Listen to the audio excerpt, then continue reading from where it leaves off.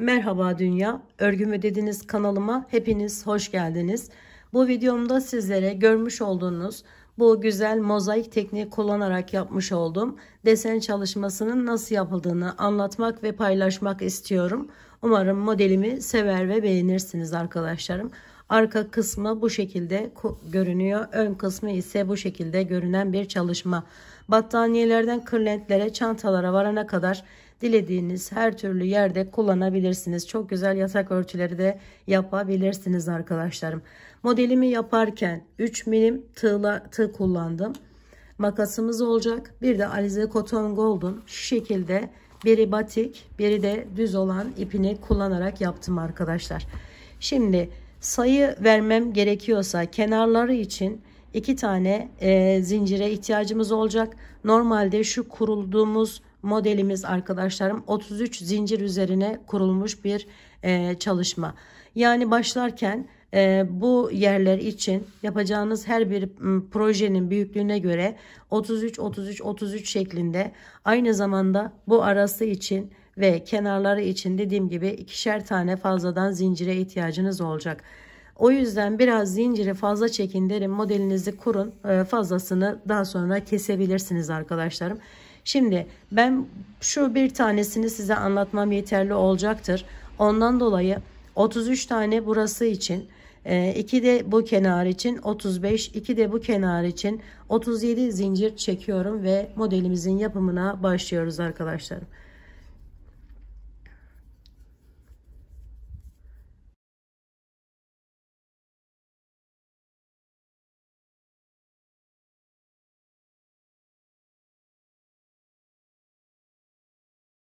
Evet, 37 tane zinciri çektim. Hatta 2 tane de fazladan çektim arkadaşlar. Sonra herhangi bir sıkıntı yaşamayalım diye. Şimdi mozaik tekniğinin en büyük özelliklerinden bir tanesi arkadaşlarım, ilk sıra ve ikinci sıra. Şu şekilde sık iğne yapıyorum. Her bir zincirimin içerisinden bir tane alıp sık iğneler ile geçiyorum.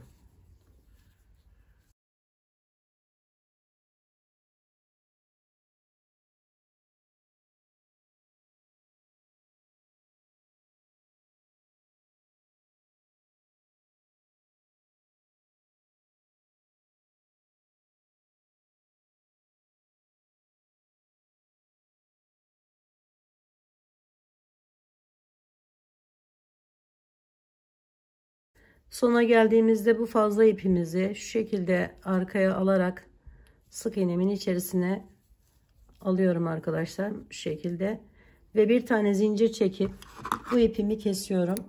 Birinci sırayı tamamlamış, ikinci sıraya geçiyoruz arkadaşlar. Şimdi şöyle diğer ipimi aldım. Bütün geçişleri bu şekilde yapacağız arkadaşlar. Bakın kenarda bir tane şöyle yerimiz var. Buradan giriş yapıyorum. Bu ipimi de alıyorum bu şekilde. Bir miktar bırakıyorum. Sonra bir tane zincir çekiyorum. Ve ilk sık iğnemin içerisine, bakın üstünde şu şekilde V şeklinde yerlerimiz var. Bunun arka kısmından giriş yaparak şöyle alıyoruz ve sık iğneler ile bu sırayı da tamamlıyoruz.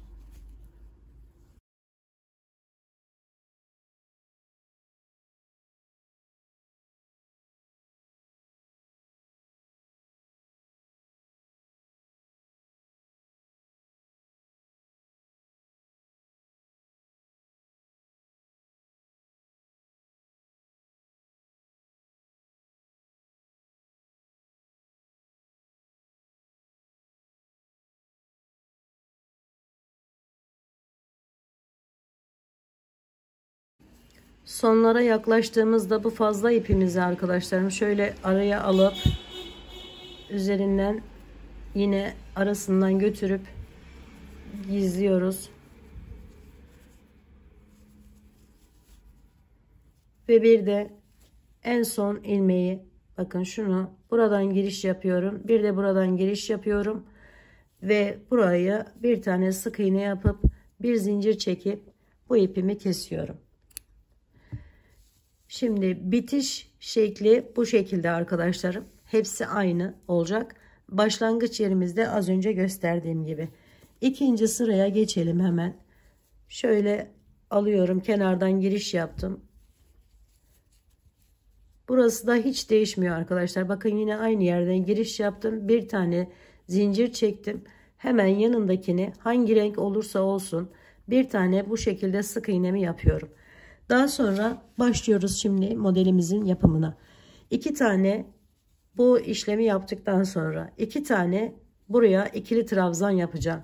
İkili trabzanı arkadaşlar bakın bunun üzerine sık iğne yaptık. Hemen yanındaki ikinci gelen yerden alttan bu şekilde giriyorum. Ve ikili trabzanlarımızı da bu şekilde yapacağız. Şöyle diğerini de aynı 2 tane ikili trabzan yaptım buraya.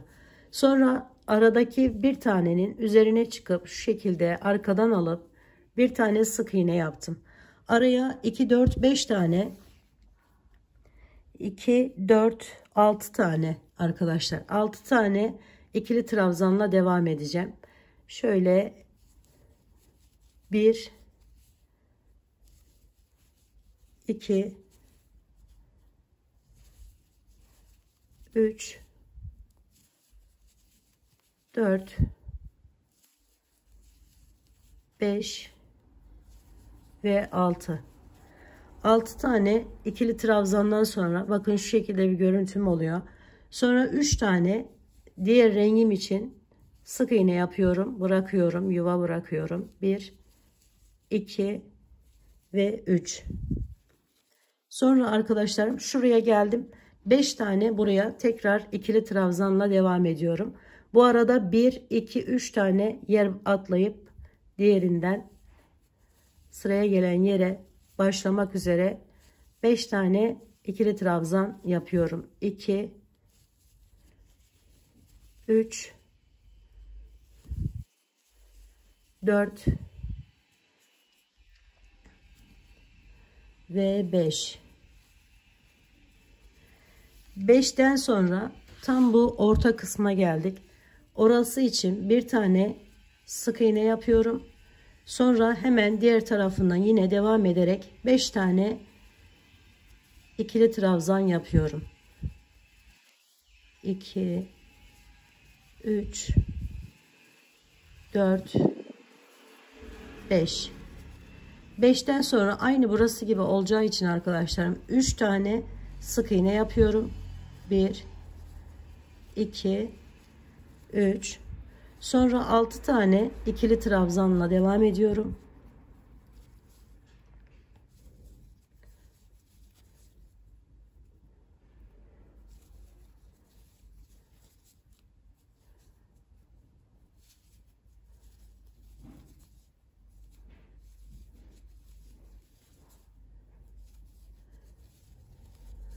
Şimdi ise bir tane yine aynı burada yaptığımız gibi bir tane yuva bırakıyoruz. Yani bir tane sık iğne yapıyoruz. Buraya şöyle 1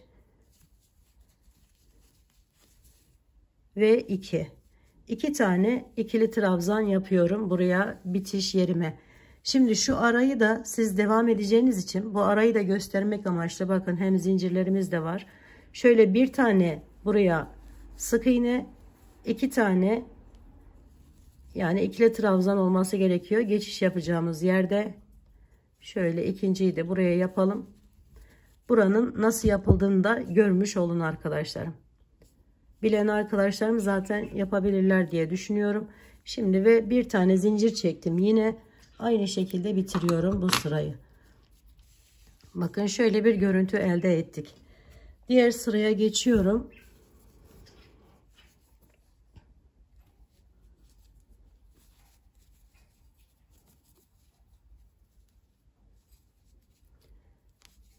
Başladım. İlk sık iğnemi yaptım.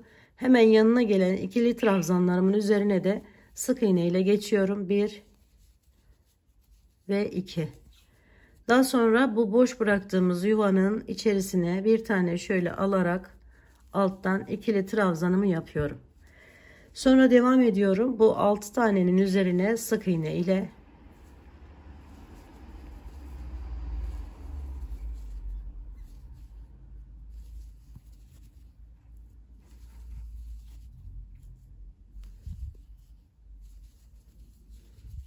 Sonra arada bıraktığımız 3 taneye ikili trabzan yapıyorum. 1 2 3 ikili trabzanım vardı 5 tane. Onların üzerine de 5 tane ikili trabzan yapıyorum.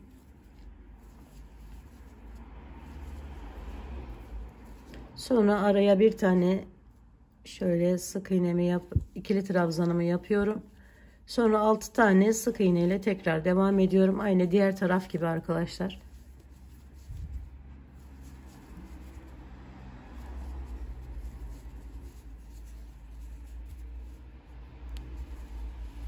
Yine 3 tane ikili trabzan yuvaya. Yine sık iğneler 6 tane.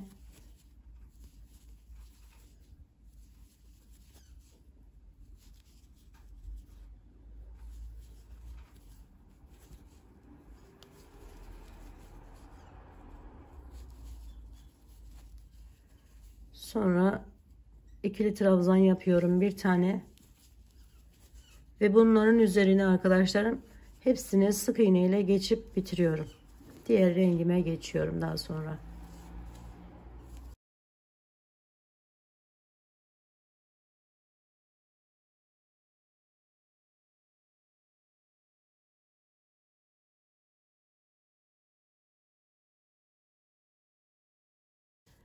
Evet, şimdi bu 2 tane olan ikili trabzanlarımın üzerine yine 2 tane ikili trabzanla devam ediyorum.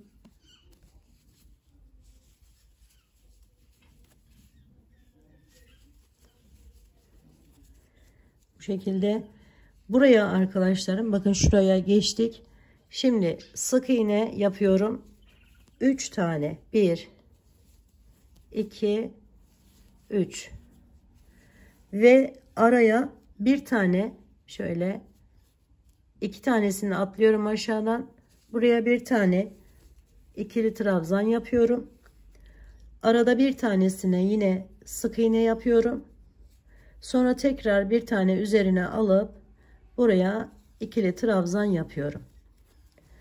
Ve bu üçlü olan yerimin sayısını 5'e çıkartmak amaçlı buradan bakın bir tanesinin üzerinden başlayıp buraya 5 tane sık iğne ile devam ediyorum. 1 2 3 4 ve 5.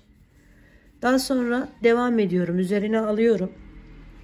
Aşağıdan bir tanesini atlıyorum. Buraya geçiyorum. 3 tane buraya ikili trabzan yapıyorum. 1 2 ve 3. Bu ortadaki yerimin, tekli olan yerimin sayısını 3'e çıkartmak amaçlı 3 tane sık iğne ile devam ediyorum.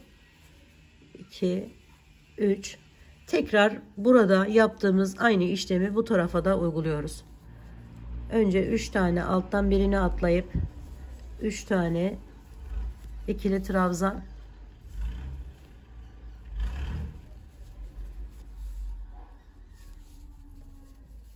sonra 5 tane sık iğne,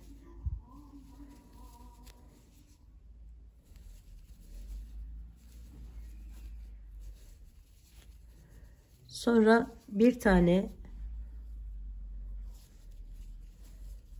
ikili trabzan, bakın şurayı yapıyoruz, bir tane sık iğne, tekrar bir tane daha ikili trabzan, sonra 3 tane buraya şöyle alalım, 1 2 ve 3 sık iğne, sonra 2 tane ikili trabzan yapıyorum.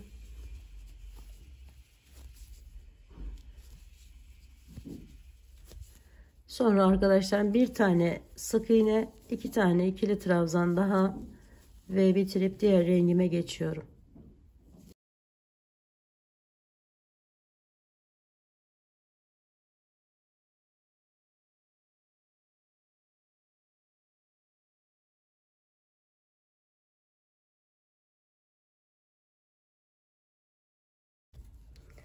Şimdi buraya geldim. Buradan devam ediyorum sık iğneler ile.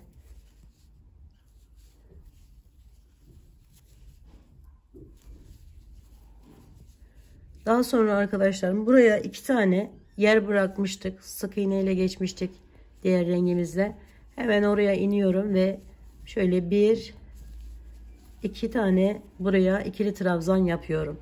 Sonra sık iğnemi yapıyorum. Sonra ikili trabzanımı yapıyorum. Bir tane sık iğne yapıp 5 tane ikili trabzan yapıyorum bu yuvaya.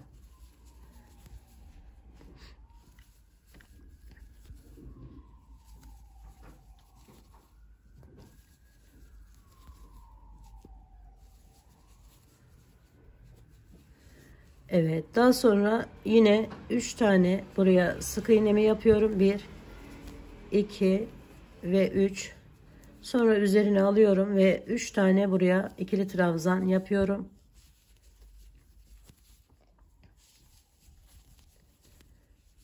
Ve bakın şöyle bir görüntü oluyor. Şimdi aynısını buraya da yapıyoruz arkadaşlar.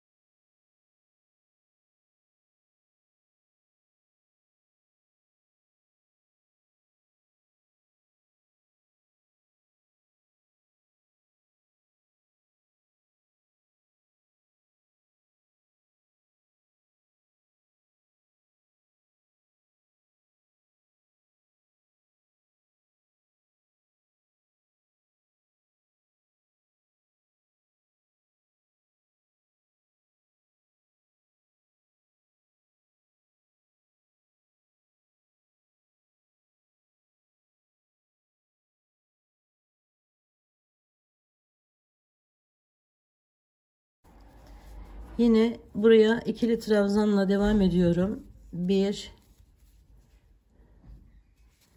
hemen yanına 2 ve 3. Şimdi arkadaşlarım bu arayı hepsine, yani 5 tane, pardon 4 tane sık iğne ile devam ediyorum. 2 3 ve 4. Bakın şurayı yer yapmış olduk. Bu aradaki neyse yine bir tane ikili trabzan yapıyorum. Sonra bunların üzerine yine 5 tane sık iğne ile devam ediyorum. 2 3 4 ve 5. 5 tane sık iğneden sonra üzerine alıyorum. Buraya birer tane daha arttıracağım için 2 tane ikili trabzan yapıyorum. 1 ve 2. Şu şekilde kapatmış olduk. Bir sonraki yer için yer açmış olduk arkadaşlar. Şimdi buradan başlıyorum. 1 2 3 4 5. 5 tane sık iğnemi yaptım. Yine aynı şekilde devam ediyorum. 2 tane ikili trabzan, 5 tane sık iğne, 1 tane ikili trabzan şeklinde şöyle.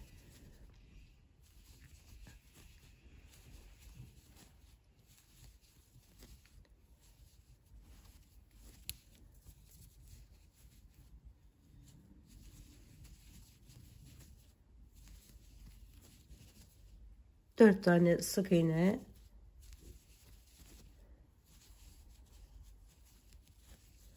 sonra iniyorum ve 3 tane önce ikili trabzan yapıyorum buraya. Sonra bir tane şöyle sık iğne, sonra 2 tane ikili trabzan ve bitiriyoruz. Şu anda aklıma geldi arkadaşlarım. Aynı buradaki yeri bu kenara da yapabilirsiniz. Şöyle daha hani farklı bir görünümü olur. Ve oradan bitiriyorum.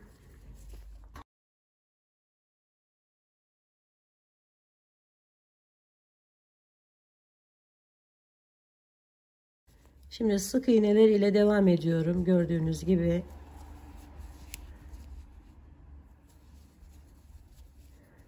Buraya geldiğimizde 4 tane buraya ikili trabzanla devam ediyoruz.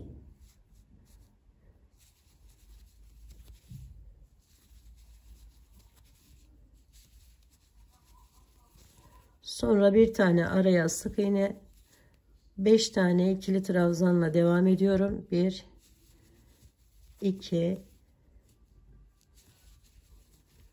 3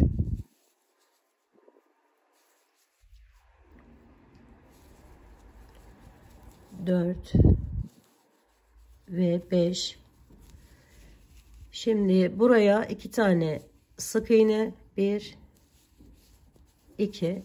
Bu orta yerimiz arkadaşlarım. Şu görüntüyü elde etmek amaçlı şöyle 2 tane ikili trabzan yapıyorum. 1 2. Daha sonra bir tane sık iğne yapıyorum araya. Sonra 2 tane ikili trabzan yapıyorum yine. Bu şekilde. Diğer tarafı da aynı şekilde yapıyoruz arkadaşlarım ve diğer rengimize geçiyoruz.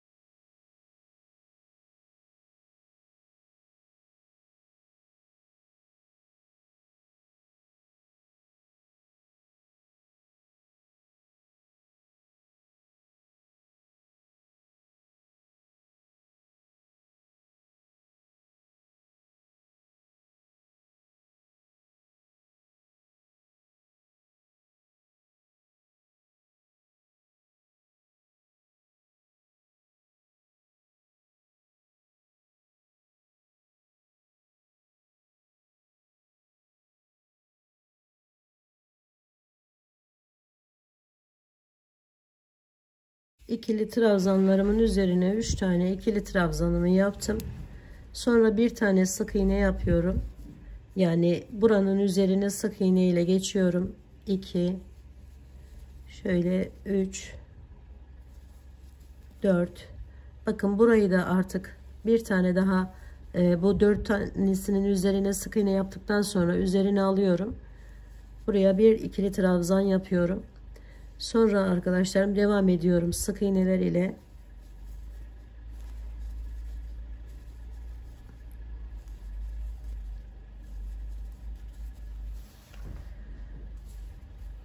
Şimdi buraya geldiğimizde bakın 2 tane yine ikili trabzanımı yapıyorum. 1 2. Sonra sık iğneler ile devam ediyorum. 5 tane yine. Sonra 2 tane yine ikili trabzanımı yapıyorum.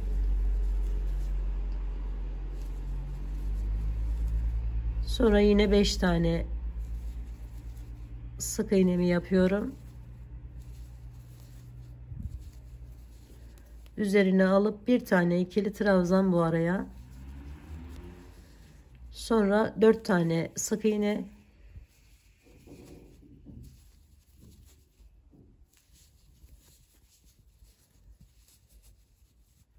Sonra 3 tane ikili trabzan.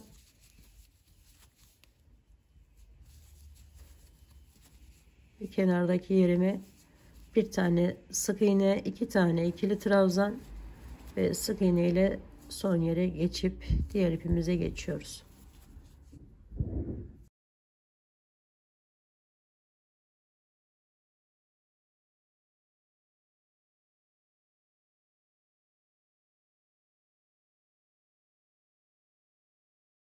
Sık iğneler ile devam ediyorum.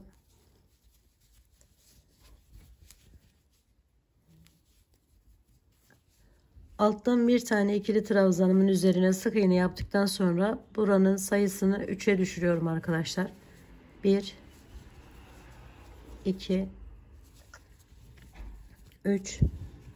Daha sonra bir tane sık iğne yapıyorum yine bu araya. Sonra 2 tane ikili trabzan yapıyorum. 1 2. Sonra bir tane sık iğne, pardon, 2 tane sık iğne yapıyorum. Bir tane ikili trabzanla hemen en sondakinin üzerine yapıyorum arkadaşlar bu şekilde.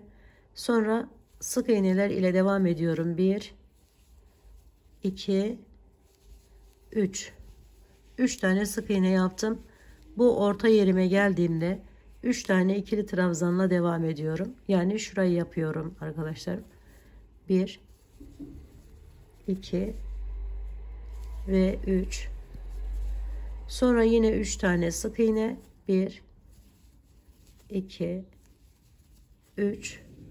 Sonra bir tane ikili trabzan buraya. 2 sık iğne. Hemen yanına 2 tane ikili trabzan. Sonra bir tane sık iğne. Bakın şöyle. Buraya da 3 tane ikili trabzanla devam ediyorum. Daha sonra sık iğneler ile bu sırayı bitiriyorum. Önce 3 tane ikili trabzanımı yaptım. Sonra sık iğnelerle bitirip diğer rengime geçiyorum.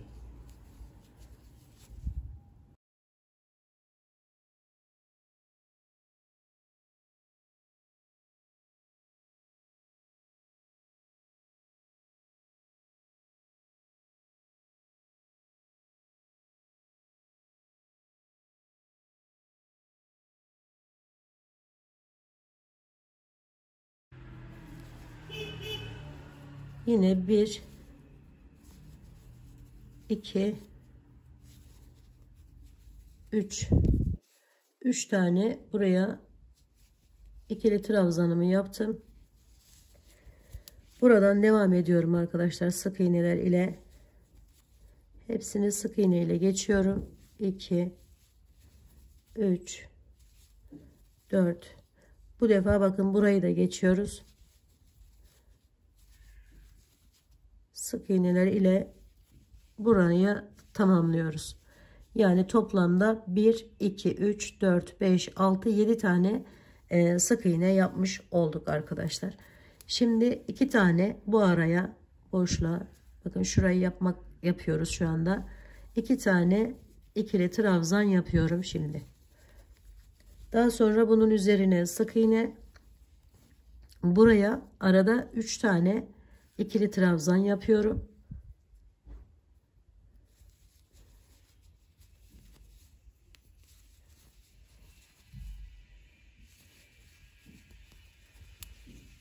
Yine bu üçünün üzerine sık iğne ile geçiyorum. 1 2 3. Sonra 3 tane ikili trabzan yapıyorum. Aynı diğer tarafta yaptığımız işlemi buraya uyguluyoruz.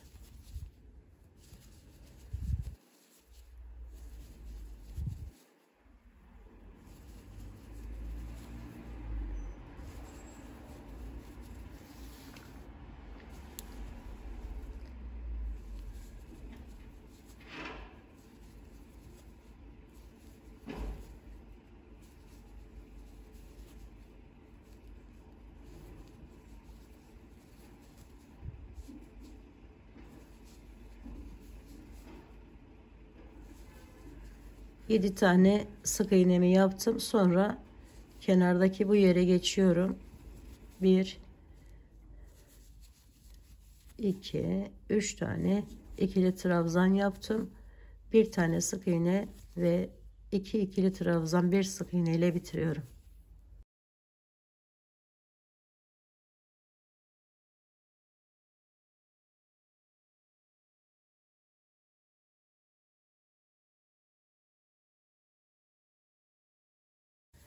Önce buraları sık iğne ile geçiyorum arkadaşlar şöyle.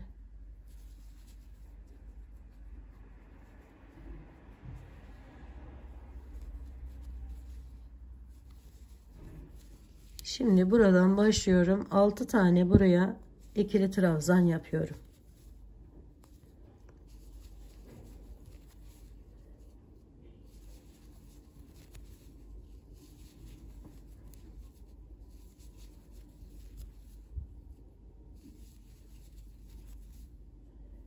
Yani 7.'yi yapmamış oluyoruz arkadaşlar. Şuradaydı. 2, 4, 6 tane yaptıktan sonra yine buraları sık iğne ile geçiyoruz arkadaşlar. Buraya gelene kadar sık iğne ile devam ediyorum.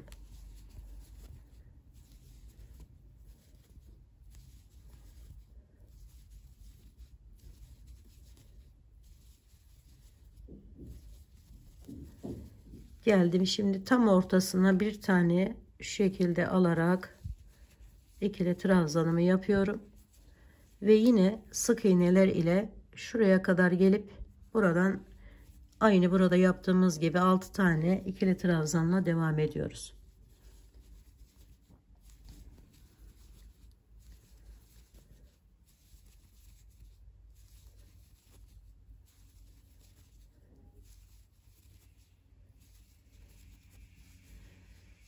Şimdi 6 tane ikili trabzan yapıyorum.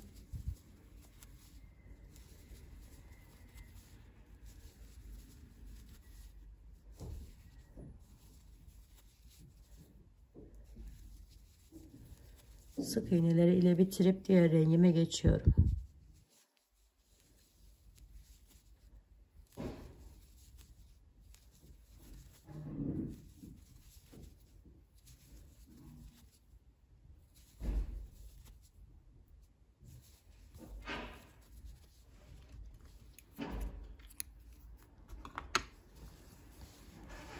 Evet, bakın görüntümüz bu şekilde geldi. Şimdi diğer rengimize geçelim.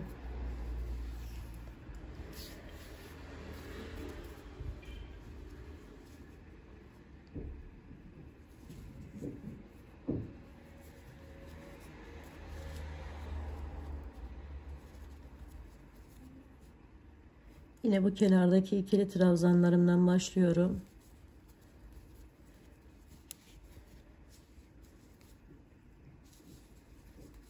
Üç taneydi arkadaşlar bunlar.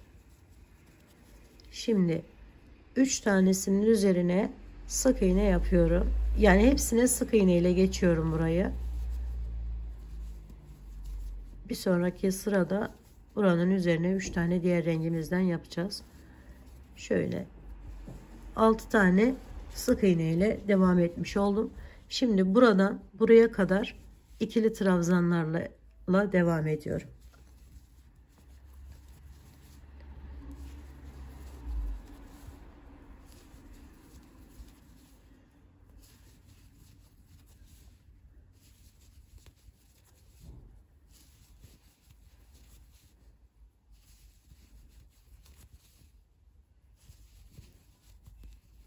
Evet, bakın ortadaki yere geldim. Yine oraya bir tane sık iğnemi yapıyorum. Daha sonra yine buraya kadar ikili trabzan, sonrasında sık iğne, sonra ikili trabzanlarla kenarda yaptığımız işlemi yaparak diğer rengimize geçiyoruz.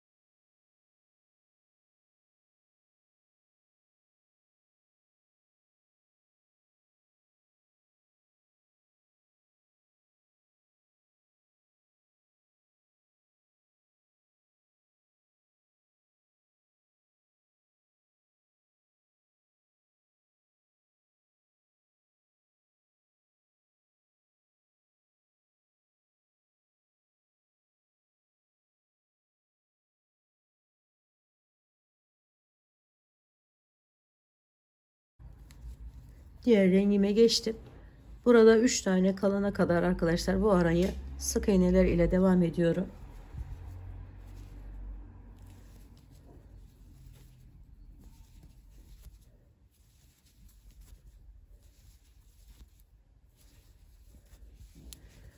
Şimdi bu üçüne ikili trabzan yapıyorum arkadaşlar.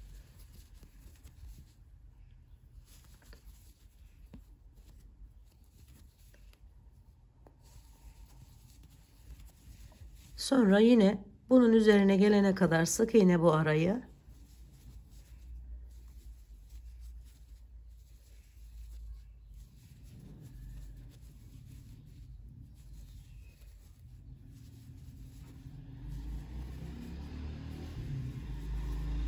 Üzerine alıp bir tane buraya ikili trabzanımı yapıyorum. Diğer tarafı da aynı şekilde yapıyoruz arkadaşlar.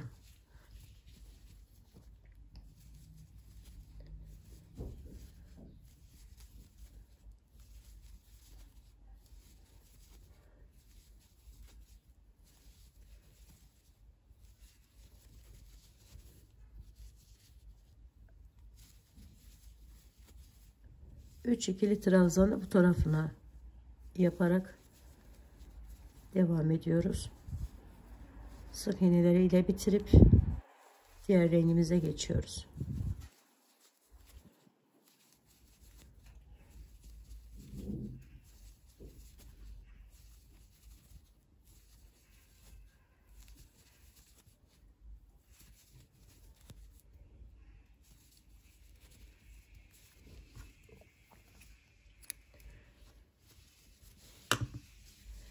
Şu görüntüyü elde ettik arkadaşlar. Şimdi diğer rengime geçeyim.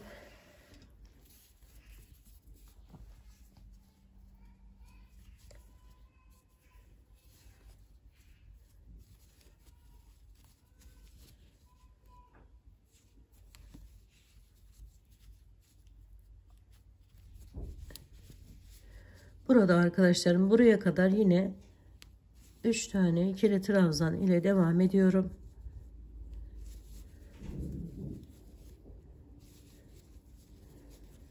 Daha sonra buradan olmak üzere bunun üzerine gelene kadar sık iğne ile devam ediyoruz. Yani 6 tane sık iğne yaparak devam ediyoruz.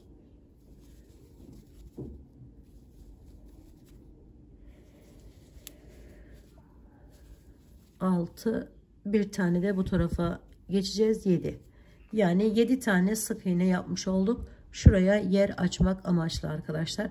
Sonra 4 tane bu araya üzerine alıyorum. İkili trabzan yapıyorum. 1 2 3 4. Sonra arkadaşlarım hemen bakın bunun kenarına, şuraları açmak için, başlamak için 2 tane sık iğne, bir tane ikili trabzan, sonra bir tane sık iğne, bir tane ikili trabzan, 2 tane yine sık iğne, 1 2, bakın şöyle. Şimdi 4 tane ikili trabzan,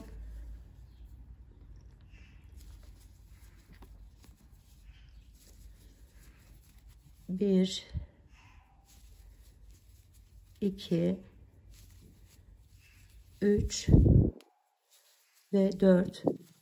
Sonra 7 tane sık iğne ile devam ediyorum. 1 2 3 4 5 6 ve 7.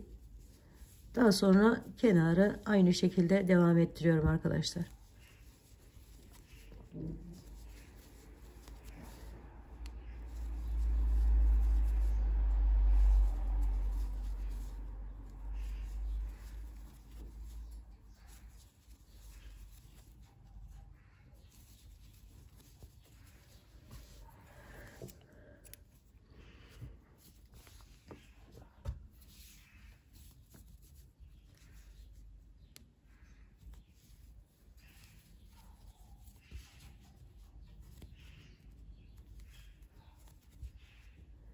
Şimdi buraların üzerine her defasında yaptığımız gibi sık iğneler ile geçiyoruz. Daha sonra buraya, bakın şuraya geçtik arkadaşlar. Şöyle şey olsun. 7 tane ikili trabzan ile devam ediyorum.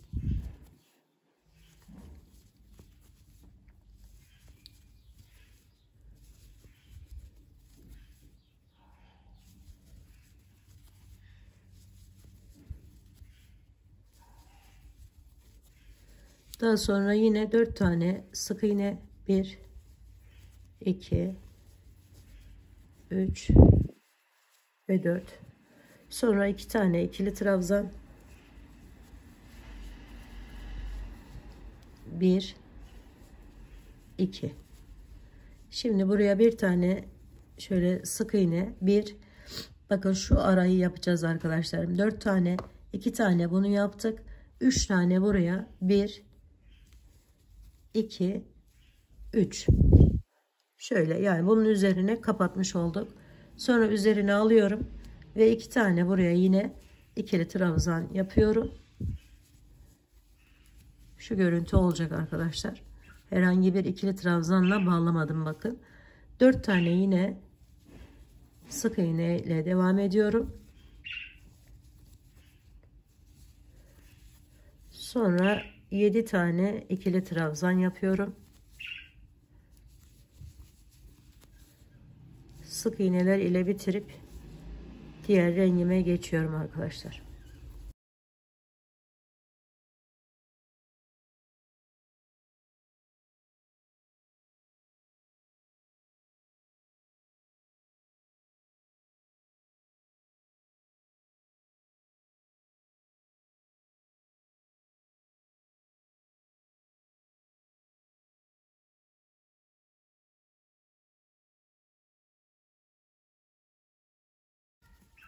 Yine 3 tane ikili trabzanımı yapıyorum buraya.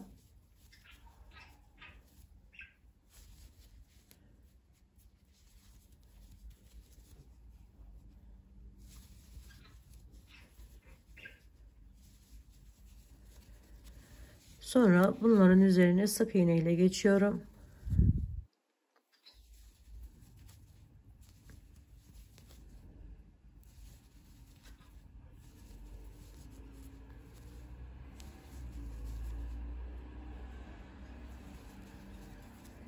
Sonra arkadaşlar yine araya 4 tane ikili trabzan yapıyorum. Pardon, 3 tane ikili trabzan yapıyorum. 1 2 3. Şurayı büyüteceğiz arkadaşlarım, şurayı. Daha sonra 4 tane, bakın 2 4.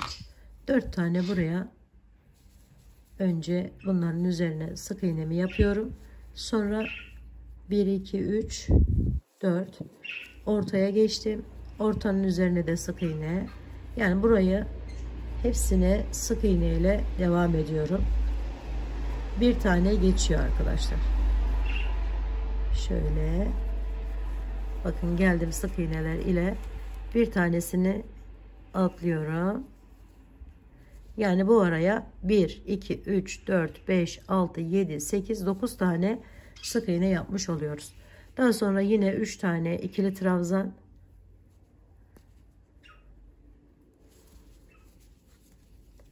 1 2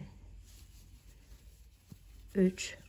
Sonra yine bu kalan kısmına sık iğneler ile devam ediyorum.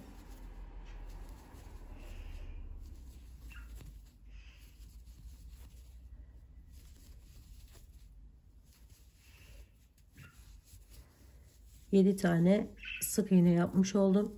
Sonra arkadaşlar yine aynı kenarı tamamlayarak bitiriyorum ve diğer rengime geçiyorum.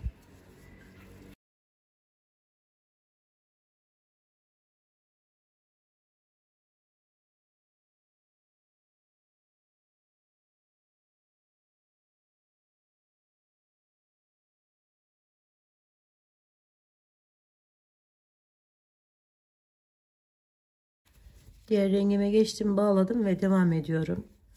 Sık iğneler ile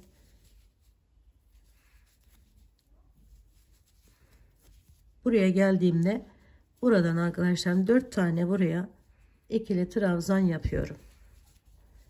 1 2 3 ve 4.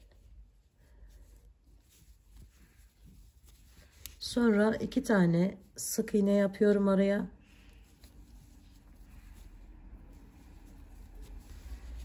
Sonra 2 tane ikili trabzan yapıyorum.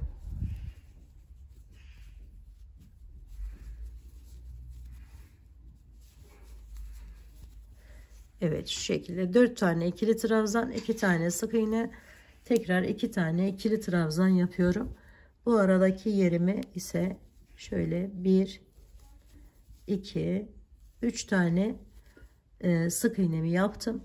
Şimdi buraya 4 tane önce ikili trabzan yapıyorum. 1 2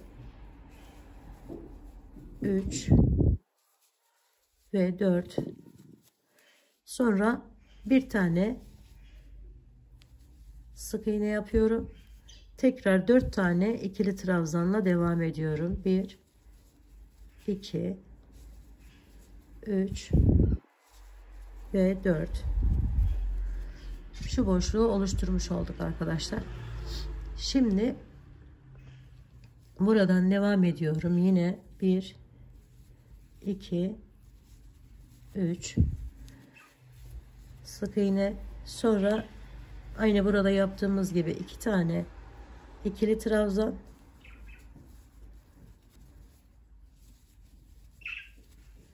sonra 2 tane sık iğne,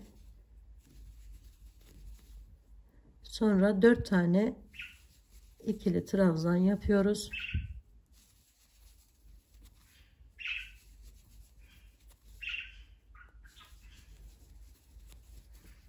Sonra da sık iğneler ile bitiriyoruz arkadaşlar.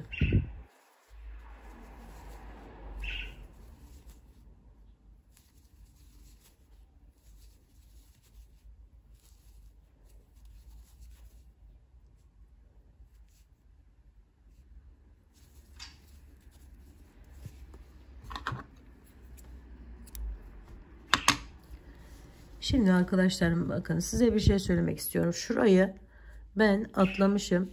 Buraya bir tane daha ikili trabzan yapmamız gerekiyor. Böyle bir şeyle karşılaştığınızda hemen şu üzerinden hangi renkse şöyle giriş yaparak tutunuyorum. Unuttuğunuz veya atladığınız zaman bu şekilde yapabilirsiniz. Buraya bakın, tutundum, 2 tane zincir çektim. Sonra bunu kesiyorum. Çıkarttım şöyle. Diğer ipim de bakın aradan gitti zaten. Bunu gelip şuradan giriş yaparak şöyle ortasından bu ipi çekelim. Ve bakın hiçbir şey olmamış. Yani burada unutma, eğer unutursanız bu şekilde yapabilirsiniz. Bakın şöyle. Sonra da bunu arkadan şöyle biraz yürütüp ya da bir üst sırada yürütebiliriz. Burada da yürütebiliriz.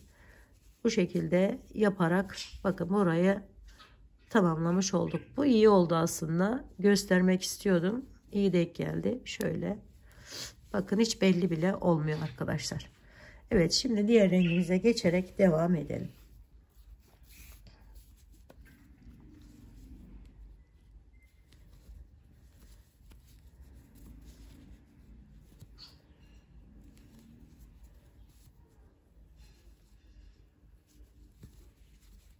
Önce ikili trabzanlarımı yapıyorum arkadaşlarım şöyle.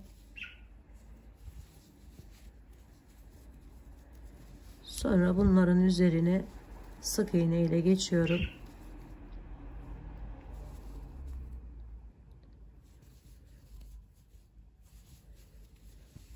Arada 2 tane yer bırakmıştım. İkisine ikili trabzan yapıyorum. Sonra 2 tane sık iğne yapıyorum buraya. Sonra buradaki sayımı bir tane bu ikili trabzanımı üzerine yaptığım 2 tane sık iğnemden bir tane daha yanına yapıyorum arkadaşlar. Şöyle. Bu arada 3 tane ikili trabzanımız vardı. Bunların sayısını 2'ye düşürüyoruz. Ve şuraya başlayacağız arkadaşlarım. Şöyle gideceğiz.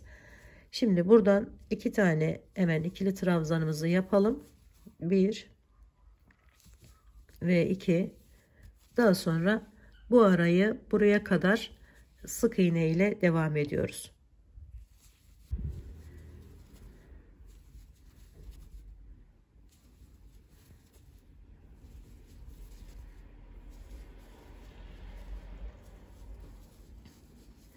Buraya geldiğimizde yine 2 tane ikili trabzan yapıyoruz. 1 2. Daha sonra 3 tane sık iğne, 1 2 ve 3. Sonra bu araya 2 tane, aynı burada yaptığımız gibi arkadaşlarım, şurada 2 tane ikili trabzan yapıyoruz. 1 2. Daha sonra yine devam ediyorum aynı şekilde sık iğneler ile 4 tane, 2 3 ve 4. Sonra ikili trabzanlar ile kenardaki yerlerimi yapıyorum.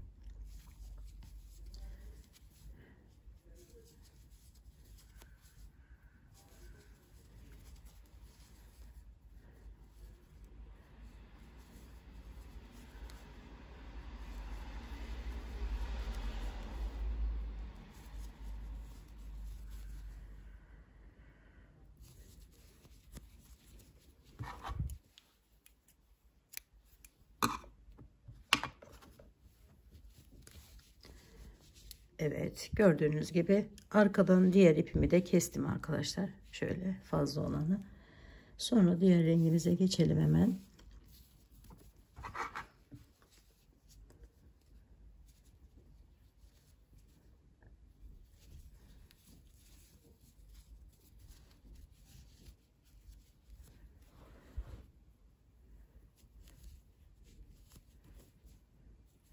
Sık iğneler ile devam ediyorum buraya. Bu şekilde yaptım. Sonra bu 4 tanenin üzerine 3 tane yapıyoruz arkadaşlar. Bir tanesini azaltıyoruz. İkili trabzan yaptım. Daha sonra devam ediyorum sık iğneler ile 1 2 3 4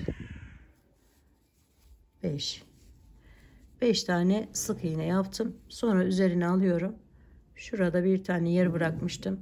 Buranın üzerine şöyle alarak bir tane ikili trabzan yapıyorum. Bu ikilinin üzerine yine şöyle 2 tane sık iğne yaptım. Bakın şurayı yaptık arkadaşlarım. Bu araya buradan başlamak üzere şu arayı hepsine ikili trabzan yapıyorum. Yani toplamda 9 tane ikili trabzan yapmış oluyorum. 2 3 4 5 6 7 8 ve 9 tane ikili trabzandan sonra yine şöyle 2 sık iğne, bir tane ikili trabzan, buradan devam ediyoruz. Yine 5 tane sık iğne, 2 3 4 ve 5. Buraya 4'ü yine 3'e düşürüyoruz arkadaşlar. 3 tane ikili trabzan yapıyoruz.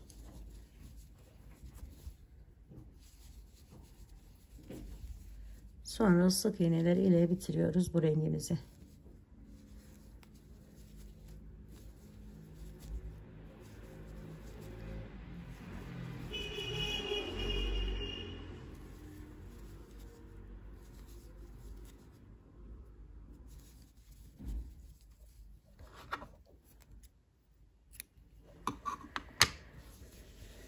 Evet, görüntümüz bu şekle gelmiş oldu arkadaşlar. Şurayı tamamladık. Şimdi hemen diğer rengimize geçelim.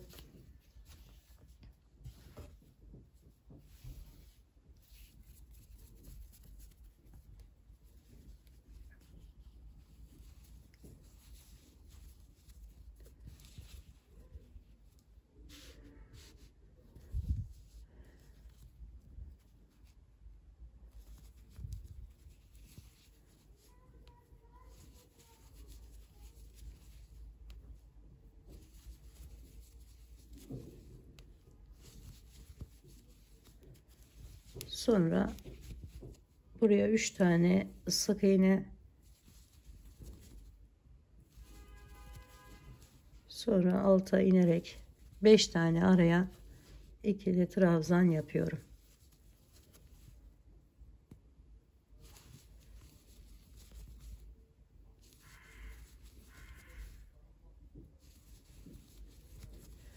Sonra arkadaşlarım devam edeceği için hemen şöyle alıp 2 tane sık iğne yapıyorum oraya. Bir tane üzerine alıp şöyle hemen ikili trabzanımı sonuncusunu yapıyorum. Şuradayız arkadaşlar. Şimdi bunun üzerine ise hepsini sık iğne ile geçiyorum.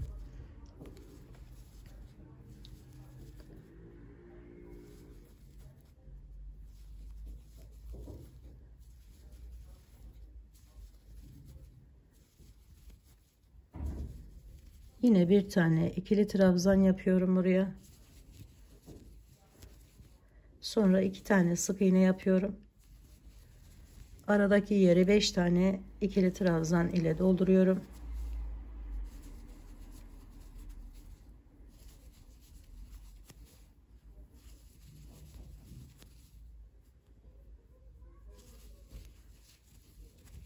Yine 3 tane şöyle sık iğnemi yapıp kenardaki yerime geçiyorum.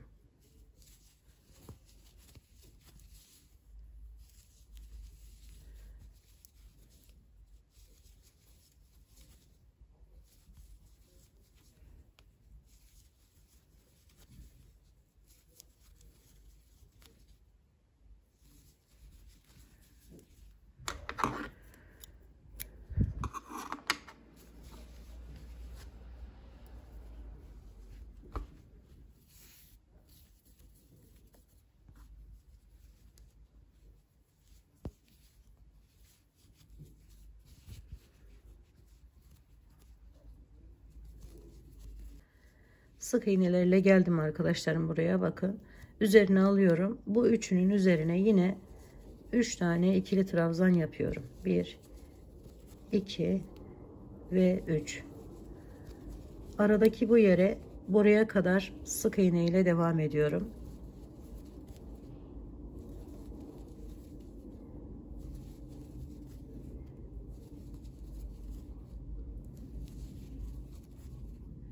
Yani 5 tane sık iğne yapmış oluyorum. Sonra üzerine alıyorum ve buraya bir tane ikili trabzan yapıyorum. Sonra bir tane sık iğne yapıyorum. Sonra üzerine alıyorum. 4 tane ikili trabzan yapıyorum önce. 1, 2, 3 ve 4. Sonra tam ortadan bir tanesine, 9 taneydi arkadaşlar sayımız, 4 4 ayırıyoruz. Ortaya bir tane bu şekilde sık iğnemizi yapıyoruz. Sonra 4 tane yine ikili trabzan ile devam ediyoruz. 1, 2, 3 ve 4. Sonra bunun üzerine yine sık iğnemi yapıyorum. Sonra üzerine alıp bir tane ikili trabzan yapıyorum. 5 tane araya, 1, 2, 6 tane, pardon arkadaşlar, 3, 4, 5, 6 tane sık iğnemi yapıyorum. Yine 3 tane üzerine ikili trabzan yapıyorum.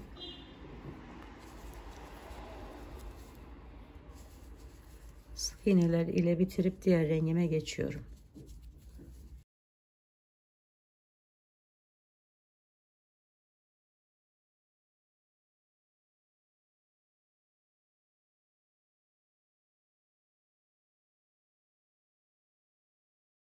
Evet, kenar girişimi yaptım. Şimdi buradan üzerine aldım. Şöyle ikili trabzanlarımı yapıyorum.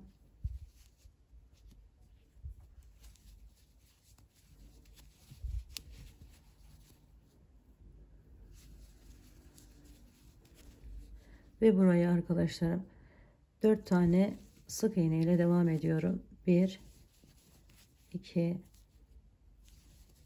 3 ve 4. Bakın şöyle bir taneyi geçmiş oluyoruz. Sonra üzerine alıp yine 5 tane ikili trabzan ile devam ediyorum. 1 2 3 4 ve 5.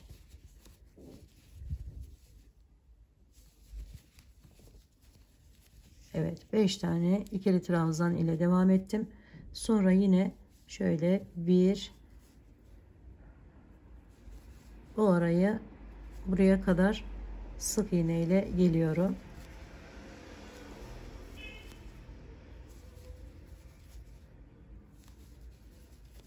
Bu araya bir tane ikili trabzan başlıyorum arkadaşlar. Şuraya başlamış olduk. Şimdi yine sık iğneler ile devam edelim.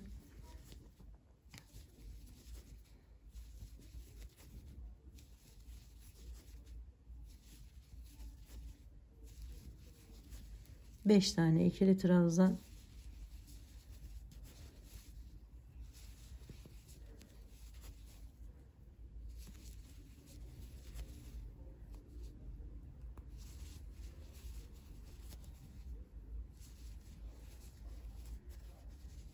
Sonra buraya 4 tane sık iğne yapıyorum.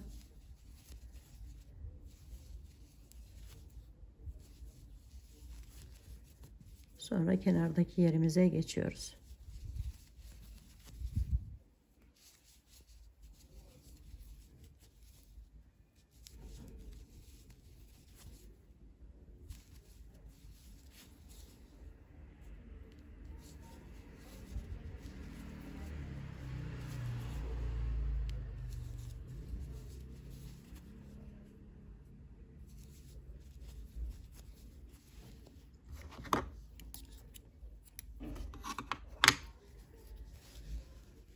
Evet, görüntümüz bu oldu.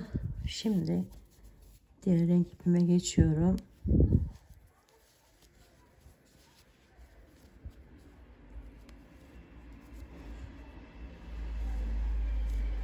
Sık iğneler ile geliyorum arkadaşlar. Buradan bir tanesini atlıyoruz. Şöyle yani sık iğne ile geçiyoruz.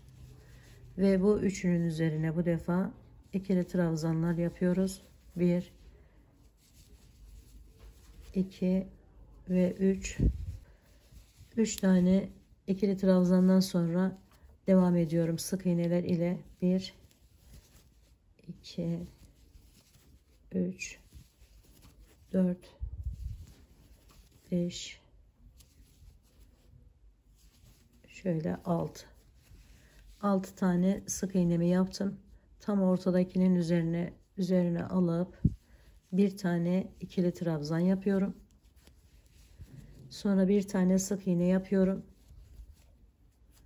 Sonra burada 4 olan sayımı 3'e düşürüyorum arkadaşlarım şöyle. 1 2 ve 3. Sonra tam ortadaki yerimin üzerine bir tane sık iğne. Sonra 3 tane ikili trabzanla devam ediyorum.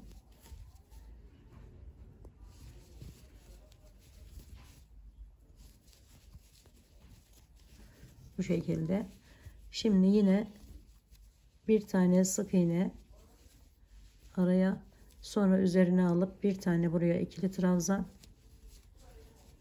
6 tane sık iğne ile devam ediyorum. 1 2 3 4 5 ve 6 tane sık iğnemden sonra 3 tane yine ikili trabzanımı yapıyorum. 1 2 3, birini atlıyorum, yani hepsini sık iğne ile bitiriyorum arkadaşlar.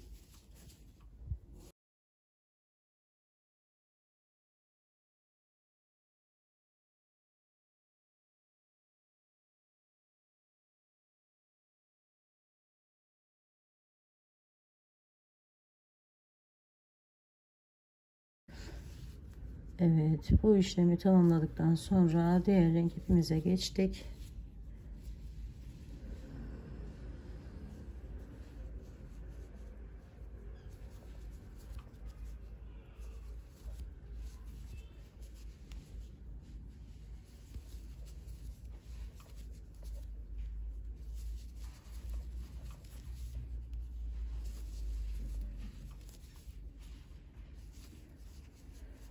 Dört tane buraya ikili trabzanımı yapıyorum.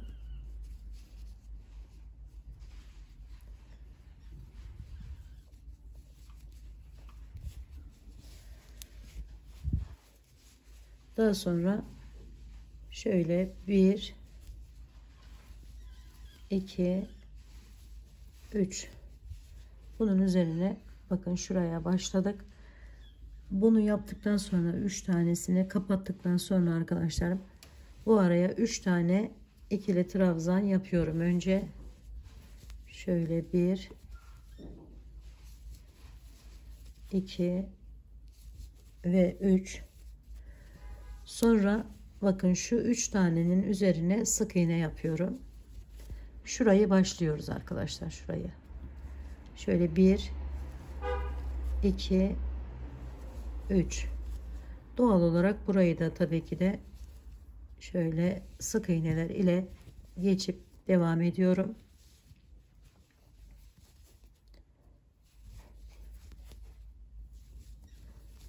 Ortaya kadar.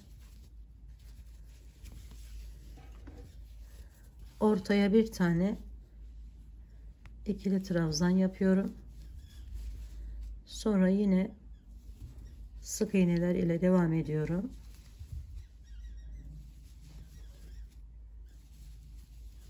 Şuranın bitiminden sonra 3 tane daha ilerliyorum arkadaşlar buraya. 1 2 ve 3, sonra üzerine alıp 3 tane yine ikili trabzan,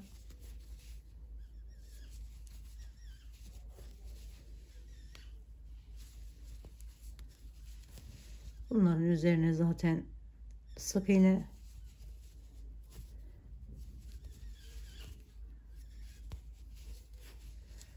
sonra ise yine ikili trabzanlar ile bitiriyoruz.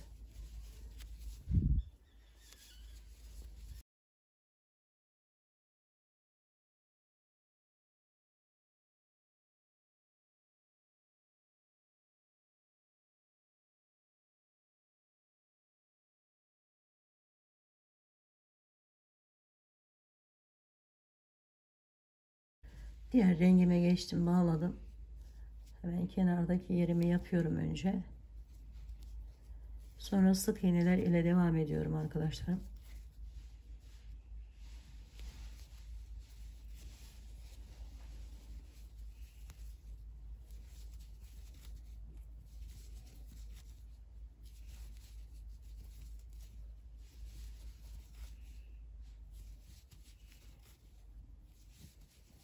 Buraya kadar geldim. Şimdi buraya 3 tane ikili trabzan yapıyorum. 1 2 3, yani şurayı başladık arkadaşlar ve arada bir tane sık iğne, bir tane ikili trabzan,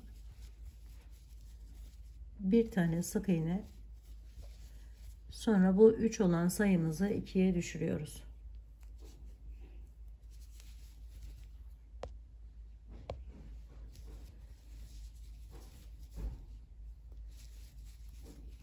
İki, sonra bir tane sık iğne, yine 2 tane ikili trabzan,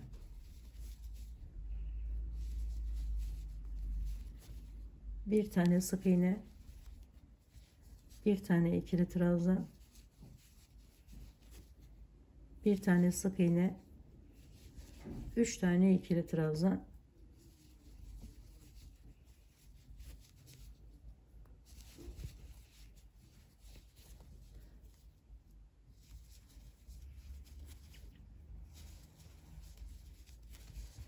sonra yine sık iğneler ile bitiriyoruz bu sırayı ve diğer rengimize geçiyoruz.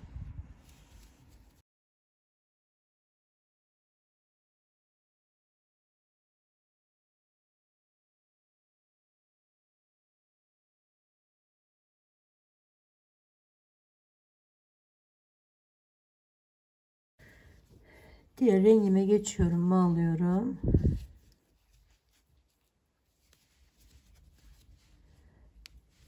Sonra kenarı devam ediyorum arkadaşlar. Hepsini şöyle ikili trabzan yapıyorum bu sırada.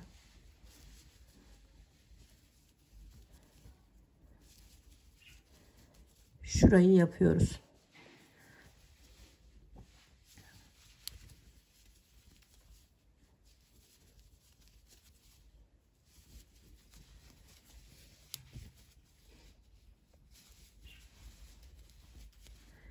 Şimdi bu 3 olan buradaki sayımı bir tane arttıracağım, 4 yapacağım için şöyle buraya kadar ikili trabzanlarla geldim gördüğünüz gibi.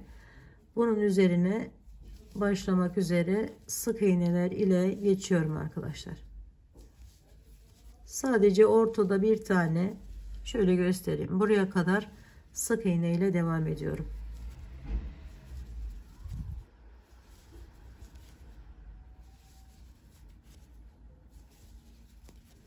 Buraya bir tane yine ikili trabzanımı yapıyorum.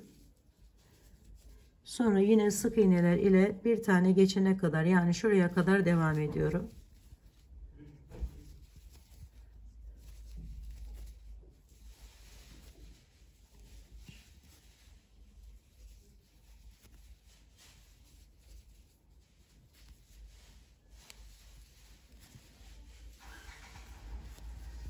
Burayı da bu şekilde tamamladıktan sonra ikili trabzanlar ile sona kadar gidiyoruz ve diğer rengimize geçiyoruz.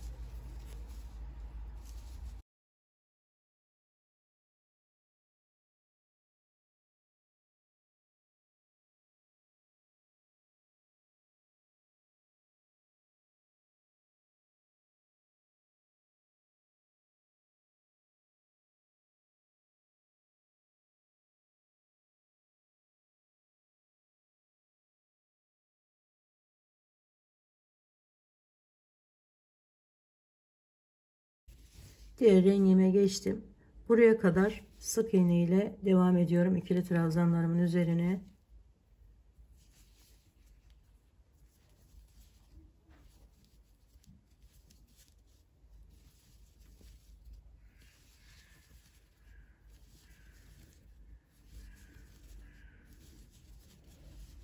Sonra arkadaşlar sayıyı bir tane arttırıp 5 tane buraya ikili trabzan yapıyorum. Yani 3 olan sayımız 5'e çıkartıyoruz bu sırada. 2 tane arttırmış oluyoruz. 2, 3, 4 ve 5. Şimdi bir tane sık iğne yapıyorum hemen buraya. Sonra bir tane ikili trabzan yapıyorum buraya. Bir tane sık iğne yapıyorum yanına ve bir tane ikili trabzan yapıyorum. Bu ortadakinin üzerine yine sık iğnemi yapıyorum. Yani şu şekilde bir görüntü elde ediyoruz. Sonra bir tane yine ikili trabzan, bir tane sık iğne, bir tane ikili trabzan, bir sık iğne ve 5 tane ikili trabzanla devam ediyorum.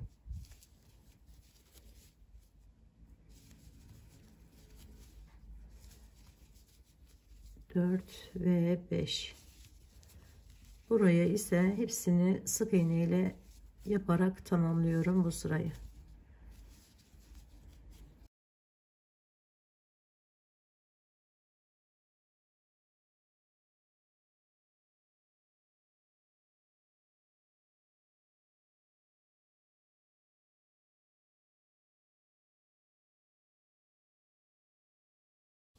diğer rengime geçtim.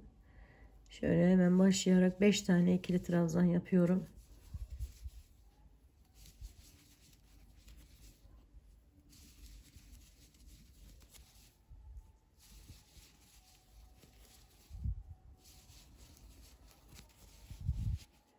Bir tane sık iğne ve 3 tane ikili trabzan.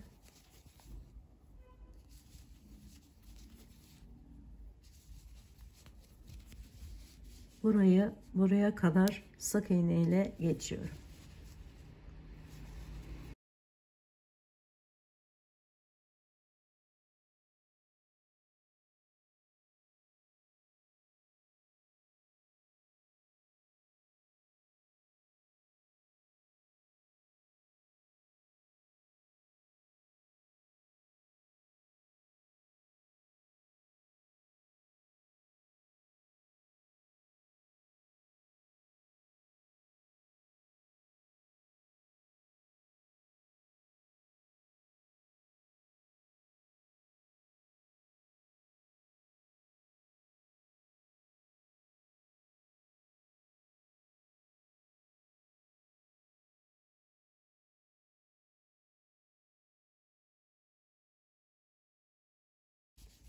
Bir tane sık iğne ve aynı şekilde devam edip bitiriyoruz.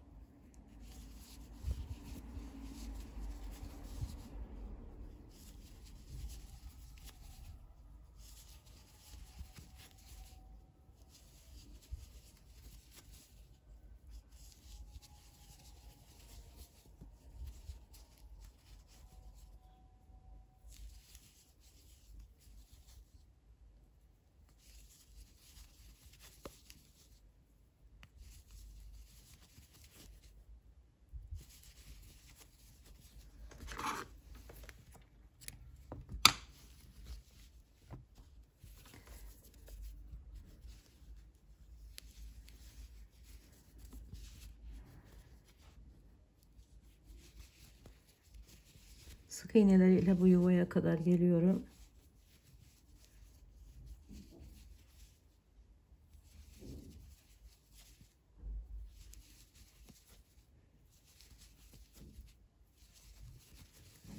Buraya bir tane ikili trabzan yapıyorum. Sonra yine 3 tane sık iğnemi yapıyorum. Önce şuraya geçtik arkadaşlarım. Bu şekilde devam ettim, geldim. Şimdi bunun üzerinden devam ediyorum. İkili trabzanlar ile 1 2 3 4 5 6 tane buraya ikili trabzan yapıyorum. Sonra bir tane sık iğne, bir tane ikili trabzan,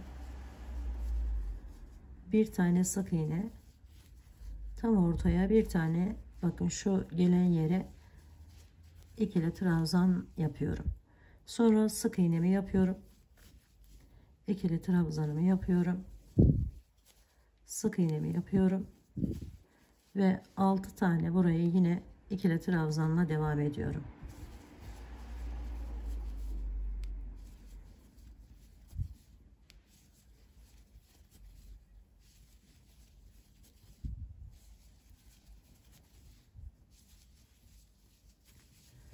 Şimdi 3 tane sık iğne,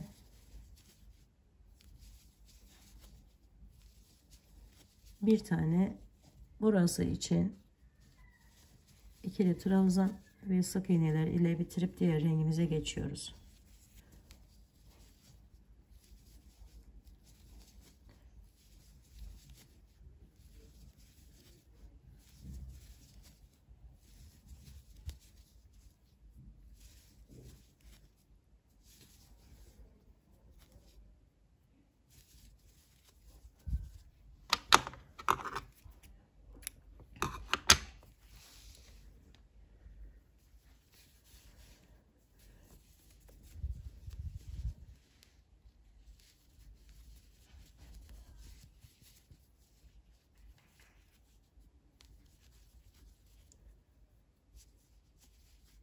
Buna bir tane kalana kadar ikili trabzan yapıyorum.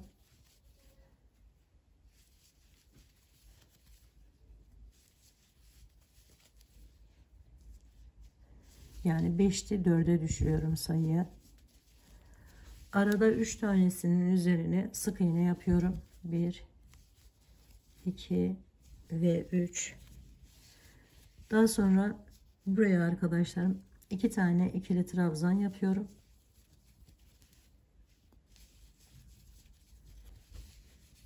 Ve buradan sık iğne ile devam ediyorum. Hiç bir ikili trabzan yapmadan bu arada buraya kadar devam ediyoruz.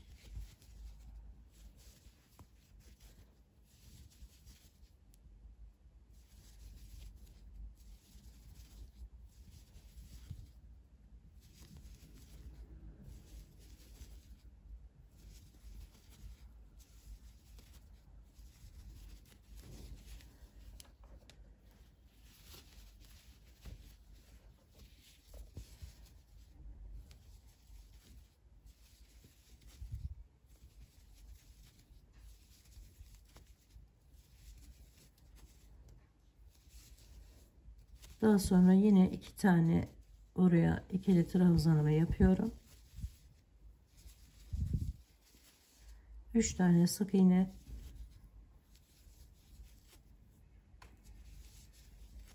Sonra ikili trabzanlarla diğer sıralarda yaptığımız gibi yaparak bitiriyoruz.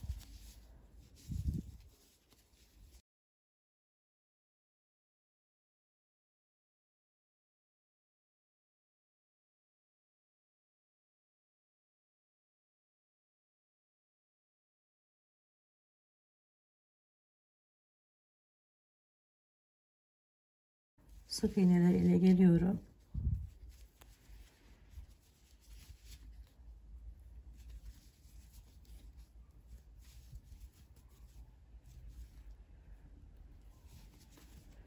Üç tane bu yuvaya ikili trabzan yapıyorum.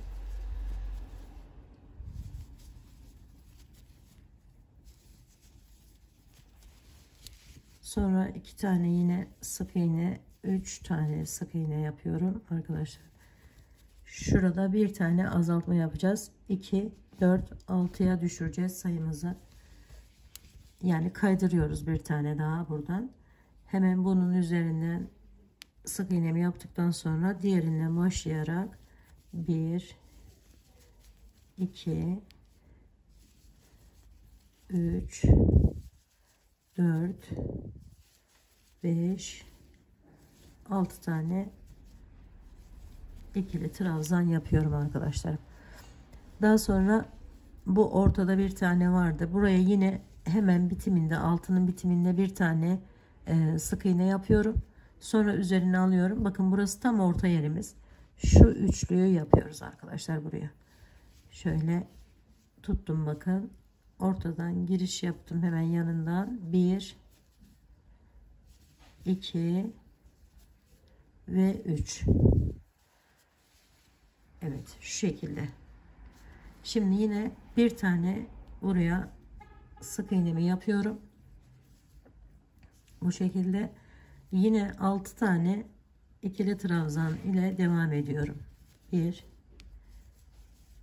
2, 3, 4, 5 ve 6. Evet, görüntümüz bu şekilde bakın. Sonra araya 3 tane sık iğne yapıyorum. 1, 2 ve 3. Sonra üzerine alıp 3 tane ikili trabzan yapıyorum boşluğa.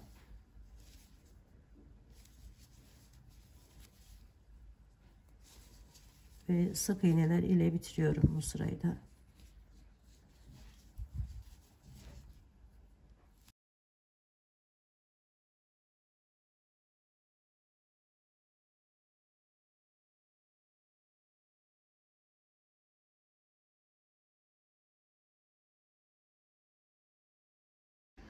Evet, kenardan yine bağlamamı yaptım. Sonra üzerine alıyorum ve ikili trabzan yaparak geliyorum. 2 ve 3 tane yapıyoruz arkadaşlar. Sonra bu araya bakın, şurayı yapacağımız için hepsini buradan başlayarak buraya kadar sık iğneler ile devam ediyoruz. Yani şu aranın hepsine sık iğne yapıyorum arkadaşlar, şuradan bu köşeden bu köşeye.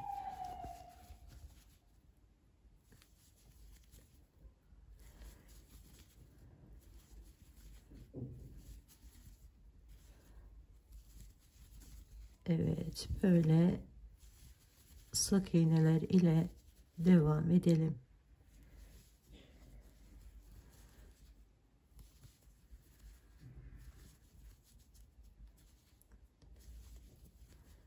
Bu sırayı tamamlayalım.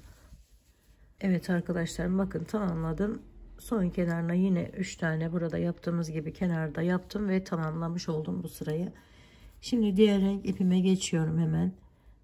İlk kenar bağlamasını da yaptım. Şöyle sık iğneler ile geliyorum yine kenardan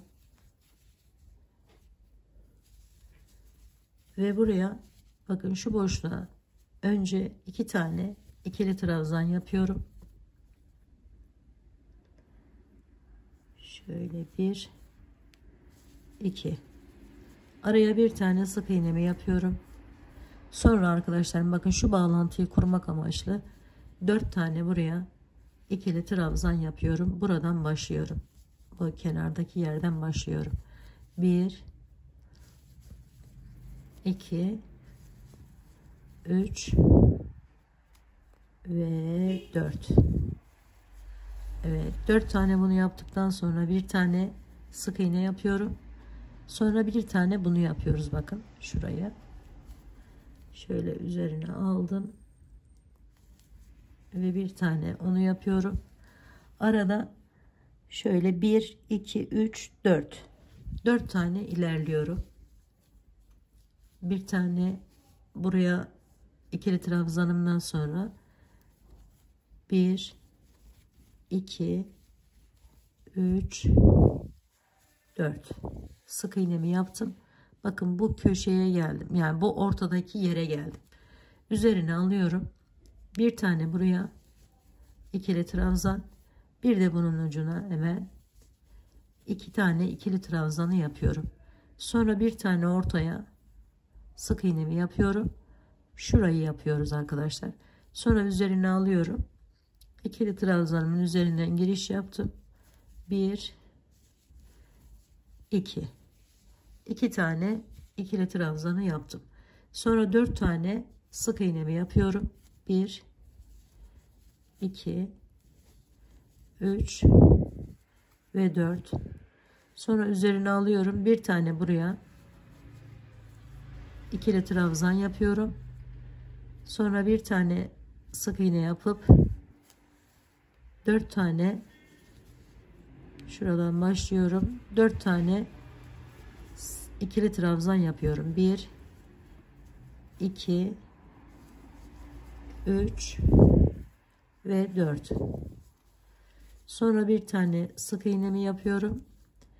2 tane ikili trabzanımı yapıyorum.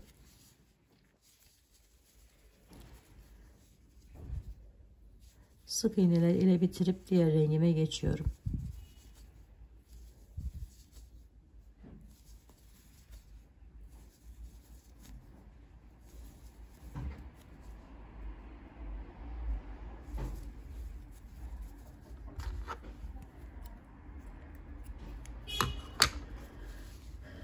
Evet, görüntümüz bu şekle geldi arkadaşlar. Diğer rengimize geçelim.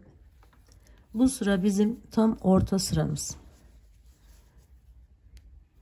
Şöyle girişimi yaptım.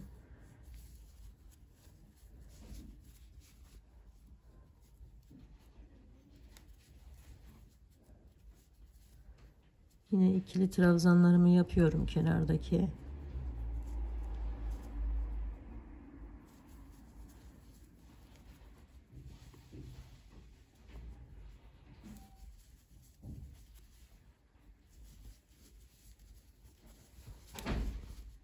Bunların üzerine hepsine sık iğne ile geçiyorum yine. Hiç ikili trabzan yapmadan arkadaşlar burayı sona kadar devam edip bu şekilde 3 tane şu kenardaki yerimizden ikili trabzanları yaparak bitiriyoruz. Az önceki sıra gibi. Bu arayı hepsini sık iğne ile geçiyoruz.